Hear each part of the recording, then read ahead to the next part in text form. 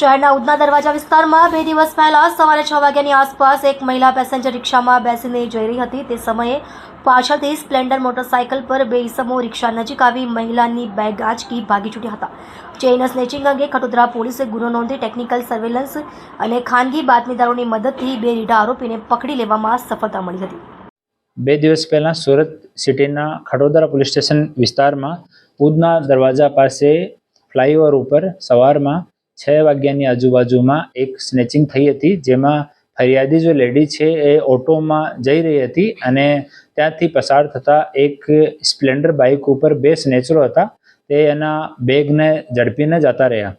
એના પછી ખટોદરા પોલીસ સ્ટેશનનો ડી સ્ટાફ સીસીટીવી ફૂટેજના આધાર પર અને હ્યુમન ઇન્ટેલિજન્સના આધાર પર બંને આરોપીઓને ઝડપી પડ્યા અને એના કબજામાંથી તમામ મુદ્દામાલ, જેમાં સોનાના સિક્કા, ચાંદીના સિક્કા, ડાયમંડની બંગડી, સોનાની અંગૂઠી, ડાયમંડની અંગૂઠી, બ્રેસલેટ, ચાંદીના સિક્કા, પગના મીટલા, ધાતુના સિક્કા અને મોબાઈલ એ મળી 5,74,360 રૂપિયાનો ટોટલ મુદ્દામાલ છે રિકવર કરવામાં આવ્યો છે અને આરોપી પાસે બીજા 3 મોબાઈલ પણ મળ્યા હતા। એની ચકાસણી કરી તો બીજી સ્નેચિંગ પણ કરી હતી સેમ આરોપીઓ।